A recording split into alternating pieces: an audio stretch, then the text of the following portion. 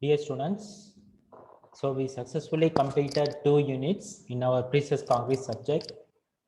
So second unit we discussed methods of pre-stressing and laws of pre-stress. So in laws of pre-stress we studied around 6 important problems. So that 6 problems are very important in exam point of view. Okay. So next from today onwards we will move to unit 3. Okay. In unit 3 again, there are 2 subdivisions. In first subdivision, flexure, pre-stress concrete behavior in flexure, and second chapter is pre-stress concrete behavior in shear. Okay, so these are all the fundamental chapters for designing of pre-stress concrete member, either post-tensioning or pre-tensioning, whatever it may be. Okay, so this is the syllabus for the unit 3 flexure. First, from today's class, we will go through the flexure. After that, we will see shear. Okay. So in flexure, analysis of sections for flexure, beams pre-stressed with straight, concentric, eccentric, bent, and parabolic tendons, stress diagrams, elastic design of pre-stressed slabs and beams of rectangular and I sections, kern line, cable profile, and cable layout. So these are all the chapters in the under flexure. Okay. So we will now enter into the flexure chapter.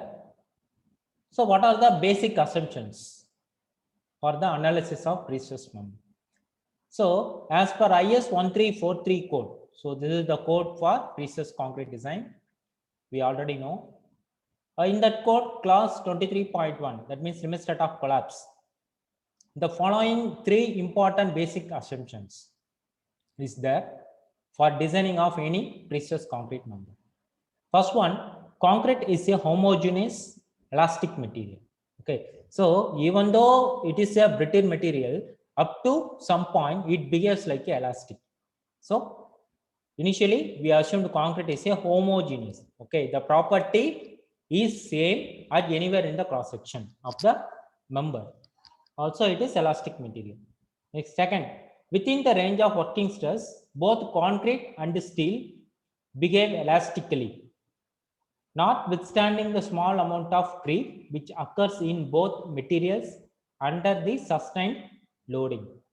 Okay, so within the range of working stress, both concrete and steel behave elastically. So in first point, we already discussed concrete is elastic material, and in working stresses, under working stresses, working loads, both concrete and steel behaves like elastic. Okay, in chapter number 3, a plane section before bending is assumed to remain plane even after bending. Okay, so before giving the load, the member is a consider a rectangular beam.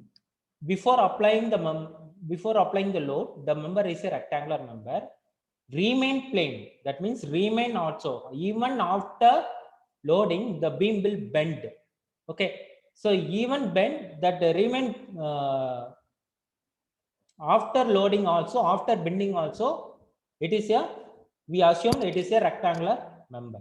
Okay, the shape will not change, which implies a linear strain distribution across the depth of the member. Okay, how it is achieved? Due to the linear strain distribution, not stress. Stress will vary, but linear strain distribution. We know about strain. What is strain? Change in length by original length. It is a dimensionless quantity. Okay. So concept of analysis. What are the concept of analysis under this flexure? So there are 3 important concepts are there.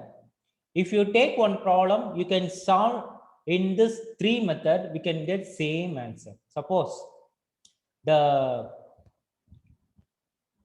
in the concept of analysis, there are 3 important concepts is there. One is stress concept. You can see in this chart, stress concept. Next, force concept, also called strength concept, and load balancing concept. Okay, if you take one problem analysis in these 3 methods, in all the methods, we can get same answer. Okay, so in today's class we will discuss what is stress concept, strength concept, that means force concept, and the third one load balancing concept in deeply. So first we will go to stress concept. So now consider a rectangular simply supported beam. You can see in this picture, it is a rectangular simply supported beam. Okay, so a cable is located at an eccentricity of E. So this is the cable is located at an eccentricity of E. The pre-stressing force is applied on this cable is P. Okay, so in this cable there will be a UDL load is acting. UDL load is acting, W per meter. This is the UDL load is acting on the member. So now we will draw the stress distribution diagram. Okay, so we already know in pre-stress concrete member, tensions are not allowed. Okay, if tension will come means it is subjected to crack. So pre-stress concrete members are crack-free structure. So all the members from top to bottom, the entire section of the member are subjected to pure compression only. Okay, so now you can see here, this is the cross section of the beam and this is the tension, that means tendons located at an eccentricity of E. Okay, so the dotted line is the center line, that means centroidal axis of the beam. Okay, so this is the eccentricity of the cable or tendon. This is the cross section of the beam. This is the first diagram. So now if you apply the pre-stressing force, what happened? There will be a direct stress is produced due to pre-stress. Direct stress is nothing but force, that means force divided by area. Okay, so here capital A is nothing but the cross section of the beam. So if the tendons are tensioned, after that we cut in the pre-tension member, means what happened? A compressive force is acting. See the arrow. This is a pushing force is acting on the beam. Due to the pushing force, what happened? A direct stress is produced on the beam. The direct stress value is P by A. Okay, this is occurs in the concrete. Okay, next, stress due to eccentricity of the pre-stress. Okay, stress due to eccentricity of the pre-stress. So due to this applying force at an eccentricity of E, what happened? The beam will bend upward. This we already seen like this. Okay, like this. The beam will bend upwards. Okay, so the tension goes top, the compression goes bottom. So this is tension, tensile stress goes to top, and this is the compressive stress goes to bottom. Okay, so we assume the compression stress as positive, tension as negative.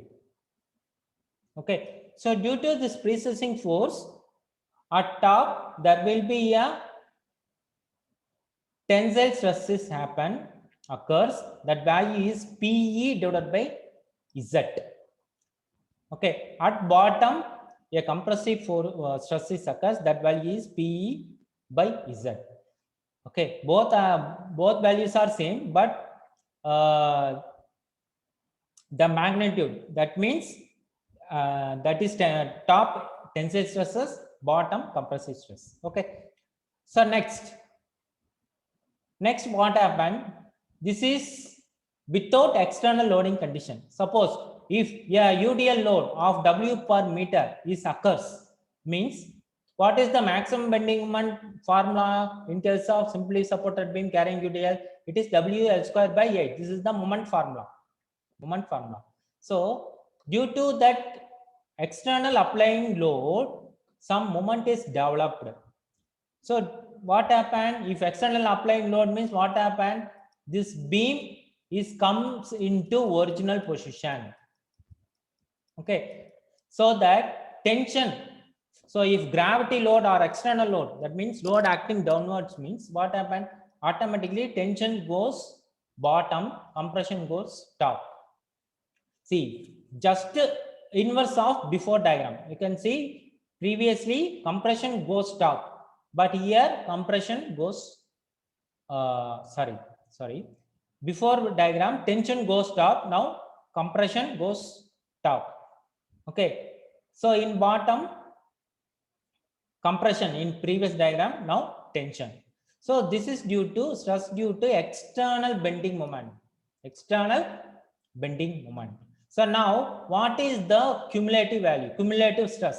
So these are all the three different types of stresses occurs in the precise concrete beam. What are all that? First one is direct stress. Second one is stress due to eccentricity of the cable. Third one, stress due to external load. Okay, stress due to external load or external bending moment. So therefore, the cumulative stress is the summation of top fibers stress and summation of bottom fibers stress. You can see, suppose I want to know the stress at the top, means you add this one, P by A, this is plus value, and PE by Z, and this is minus value, this is plus value, and this is minus value, and M by Z, it is also plus value. So P by A minus PE by Z plus M by Z. This is the value at the top. Next, come to our bottom, P by A plus PE by Z, here minus, So this 2 plus, this is minus M by Z. So therefore, P by A plus PE by Z minus M by Z. Okay. So these are all the stresses due to direct stress, pre-stress, and the external bending moment. Okay. So this concept is called stress concept. Here we are concentrating on the stress. So it is called stress concept. Okay. So same thing I written here, direct stress due to pre-stressing force plus P by A. It is always plus. But extreme stress due to eccentricity of the pre-stressing force, it may be plus or minus PE by Z. Next, extreme stress due to bending moment, it is either plus or minus M by Z. So corresponding stress at top fiber value and corresponding stress at bottom fiber value. So what I mean by is that we know section modulus. What I mean by section modulus formula? It is nothing but I by Y. I by Y. So sometimes this formula we can write like this. That means M into Y divided by I. Okay. So because you can see Z in denominator. Okay. So we have to put inverse of this one. So actually Z equal to I by Y. So Z in denominator. So Y by I. So instead of Z, we can put Y by I. Okay. So in some books they mention like this. That means the formula M into Y by I. In some books they mention like this, M by Z. Both formulas are correct only. Okay. So now we will move to the strength concept or force concept. So next, in strength concept, consider a beam, same beam. There will be a pre-stressing force is acting at an eccentricity E, and one UDL load is acting of an intensity of W per meter. Now, if you cut the beam, there will be a tension force is acting as well as compression force is acting. Okay. So, in case of a normal beam, if you consider it is a normal beam, so here you can see a tension force is acting upward, a compression force is acting. But in case of pre-stressing force, in both cases, that means in top fiber as well as bottom fiber, in both cases, compression force only acting. Okay. So the distance between these two forces is called lever arm. Okay. So this we already discussed, you already studied in RCC also. Okay. In reinforced cement concrete subject also, lever arm, about lever arm. So that lever arm value is equal to A. Okay. So now the moment of resistance based on this lever arm is M is equal to C into T, and M is equal to T into A. Both are equal only. But as per our pre-stress concrete condition, we have to concentrate only C, because all the portion of in a pre-stress concrete beam is subjected to pure compression. Okay. So C into A. So now we consider only this M is equal to C into A. Okay. So there are three names for this concept. One is strength concept, force concept, and a third one is lever arm concept. Okay, lever arm concept. So please be remembered. So now resultant stress. What is the resultant stress produced at top fiber and bottom fiber is C bar A. Okay. So previously we seen P by A. Okay, but here it is C bar A. Plus or minus. Plus means top fiber, minus means bottom fiber. Into C into EC, eccentricity of the compression force, into Y by I. Okay, so this is the formula. So where EC is equal to A minus E. What is A minus E? You can see in this previous diagram. So eccentricity. So from this point, okay, this is the compression force acting point. So this distance is A. Okay. So from this A, if you minus this height, that means this is the eccentricity of the cable. So this A minus E, we can got the eccentricity of the top fiber. Eccentricity of the top fiber, which is called EC. This is called EC. Okay. So C bar A plus or minus CEC into Y divided by I. Y is nothing but D by 2. So EC is equal to A minus E. And what is A? A, how to calculate lever arm? Lever arm is the distance, moment divided by force, compressive force. So M by C. Okay. So the C, which is equal to T and P, applied prestressing force, because we are applying compressive force only. Okay. So in terms of pre-stressing, so P is equal to C. Okay. So this is called strength concept. So next come to load balancing concept. So this is very, very important concept. Why means this concept particularly useful for parabolic cable or curved cables. Okay.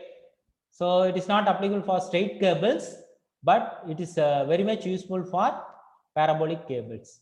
So in suppose in pre-stressed concrete member having straight cable and one beam and another beam having parabolic cable, means which beam carries more load? Means only the parabolic cable takes more load compared to straight cables. Why? Okay, so that is the load balancing concept. Now you can see a same beam. Now the cable is parabolic. Okay, and there will be external load is acting. The magnitude is W per meter. Okay, so due to this parabolic cable, this parabolic cable will develop a upward force. So this is the main point in this load balance. Okay, so you can see here, this is the external load. W per meter is the external load. This load will balance by the cable, somewhat balanced. So you can see here, this P by M, that means there will be a upward force is generated, is created by the cable. That intensity is P by M. That means P is the unit UDL load is acting on the cable divided by per meter. Okay. So the final load balance is final load after balancing the cable is W minus P. W is the downward load and P is the upward load due to the parabolic shape. So finally, some of the loads are balanced. Suppose consider a 10 kilonewton per meter load is acting on the beam. Okay, so now this due to this parabolic cable, a 5 kilonewton per meter is acting upward due to the parabolic shape, due to the curved shape means. So finally we have to design only for this 10 minus 5. That means only we design for 5 kilonewton per meter is enough. Okay, so this is the main advantage in this concept. That means while providing parabolic shape. So W minus P is the final load, final UDL load acting on the beam. Okay. So the corresponding formula resultant stress at top and bottom is equal to P by A plus or minus My divided by I. My divided by I, where M is equal to, what is M? So since it is a UDL load, moment, we need moment. So since it is a simply supported beam carries UDL load, the bending moment formula is WL square by 8. Okay. So therefore, what is W? W is the net load. That means after balancing. So W after balancing, what is the value? W minus P. Okay. So therefore, M is equal to W minus P into L square divided by 8. So substitute this value.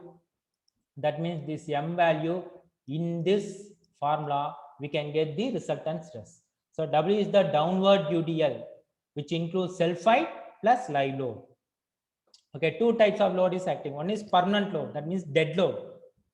Okay, self-height of the beam. Second one is externally applying load, that means live load.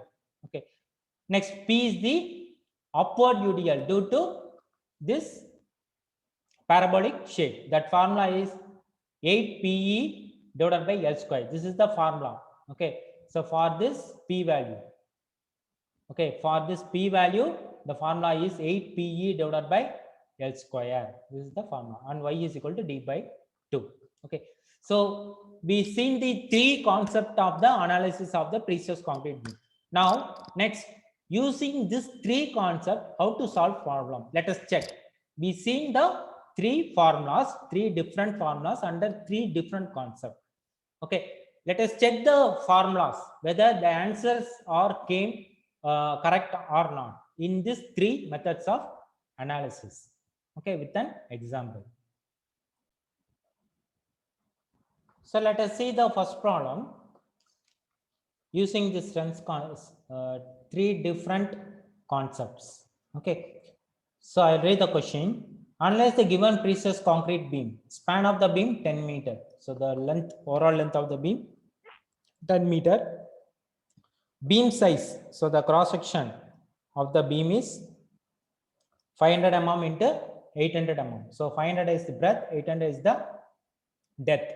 So live load acting on the beam 20 kilonewton per meter and unit weight of concrete 24 kilonewton per meter cube. Pre-stressing force 1500 kilonewton. The cable profile is parabolic. So it is a parabolic cable. Okay.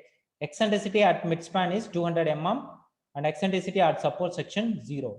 Okay. So in this beam, the cable is like parabolic. So consider this is the beam. So it is like a parabolic shape. Okay. So in ends, it is 0 eccentricity. So this is a centroidal axis. At middle, the eccentricity is how much? 200. Okay. So at ends, it is 0. So determine the stress using stress concept, strength concept, and load balancing concept. So now we will write the initial parameters. First, we will consider stress concept. So remember the stress concept formula. So breadth of the beam B is equal to 500 mm, depth D is equal to 800 mm. Next, area. How to calculate area? B, since it is a rectangular section, so B into D, 500 into 800, okay, which is equal to 400 into 10 power 3 mm square. Next, moment of inertia I is equal to BD cube by 12. and the section modulus is z equal to bd square by 6. So B is 500 into D is 800. So BD square by 6. Next is self height. So how to calculate self height? So volume of the beam into for 1 meter into unit weight. So 0.5 into 0.8. 0.5 is the breadth of the member. 0.8 is the depth of the member. For 1 meter length, it is 1. So under 24 is the density of the concrete. So we got 9.6 kilonewton per meter. So for 1 meter, the value, the density is 9.6 kilonewton. Okay. Next, dead load moment. So here you can see for dead load moment, I written mg. G means gravity load. Okay, always dead load is acting gravity. Okay, so mg, and live load moment I written mq. Okay, mg for dead load or gravity load, mq is for live load. So what is dead load moment? So 9.6. So what is the dead load? 9.6 kilonewton per meter. Since it is a UDL load and beam also simply supported beam, the maximum bending moment value how much? WL square by 8. Okay, so therefore 9.6 into L square, L is 10. So 10 square divided by 8, we got 120 kilonewton meter. Next, live load moment. So what is the live load is acting? So you can see the question. It is 20. So the corresponding live load is 20. So this also a UDL load. So WL square by 8. So 20 into 10 square by 8. So we got 250 kilonewton meter. Okay. So therefore resultant stress at top and resultant stress at bottom. Okay. So what is the resultant stress at top? So P by A minus PE by ZT. ZT is ZT ZB. So ZT which is equal to ZB, which is equal to Z. Okay, all are same only since it is a rectangular section. Okay, so P by A minus PE by ZT plus MG divided by ZT plus MQ divided by ZT.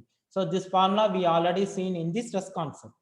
Okay, so substitute all the values. P we know that means 1500 kilonewton, and area how much?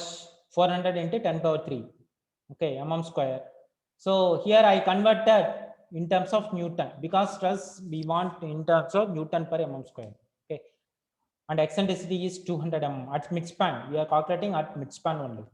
Okay, and Z is 53.33 10 power 6.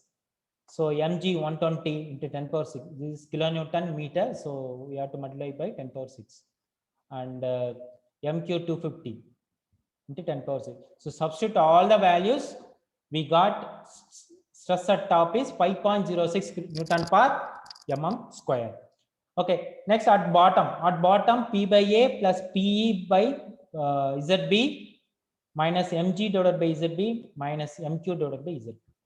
Okay, so same formula, but the sign, that means plus minus is different. So first we here at top minus, but here plus.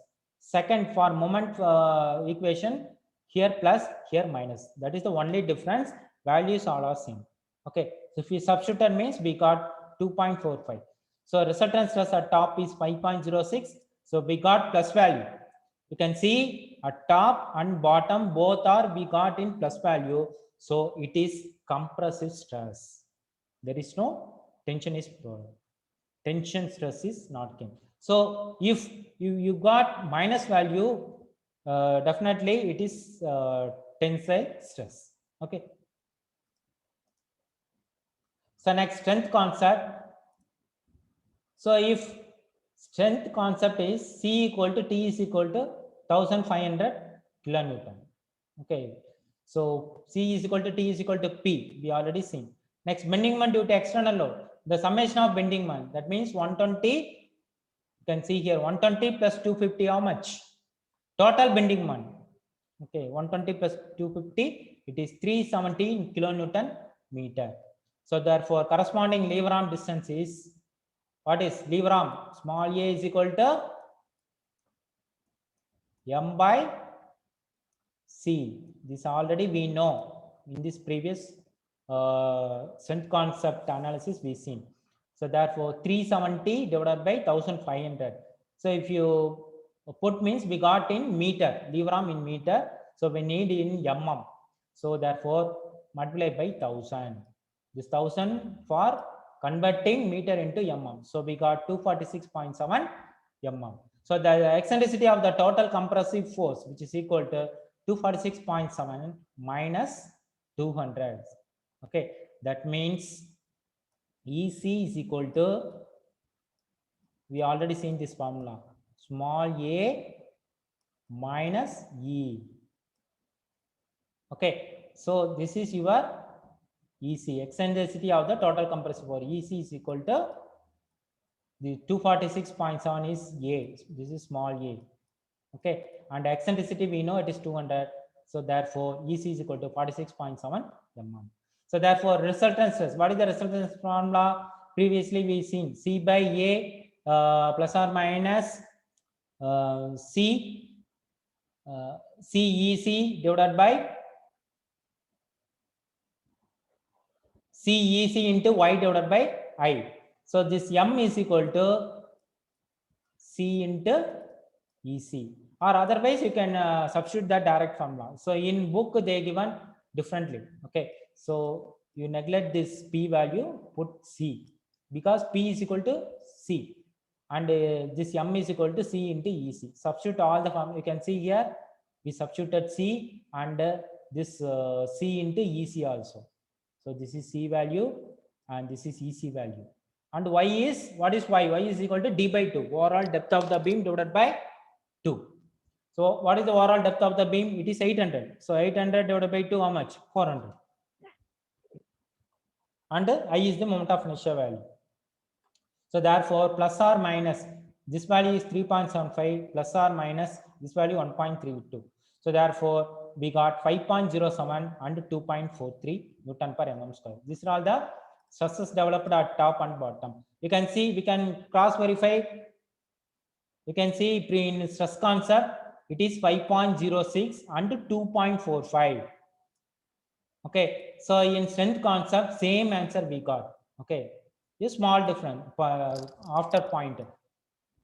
So previously 5.06, here 5.07, here 2.45, but here there 2.45, here 2.43.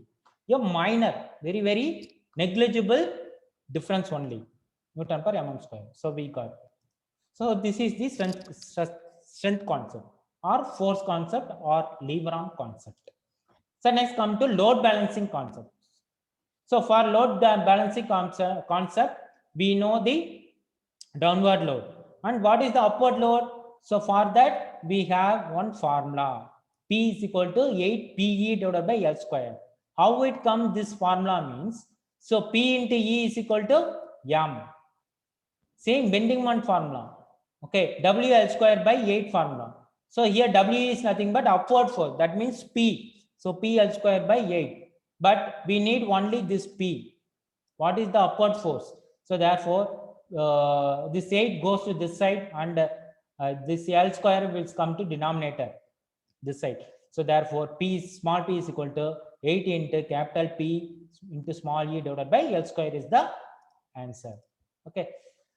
So next, the upward UDL, finally we got using this formula, it is 24 kilonewton per meter. Okay. So this self height and live load we already know. So the downward UDL load, that means the small w value which is equal to this 9.6 plus 20. So remember that formula. Okay.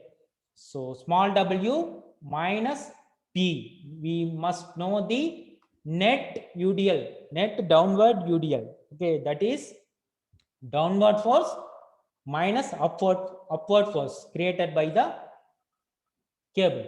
So the downward force is 9.6 plus 20, so 29.6. Upward force just now we calculated, it is 24. So 29.6 minus 24 is, so only 5.6 kilonewton per meter. Okay, so we have to design only for this 5.6, not for 29.6. Okay, not for 29.6. See that how much difference. For that only I'm saying parabolic. If you use parabolic cable, nearly 70% of the load it will take. It will balance that load.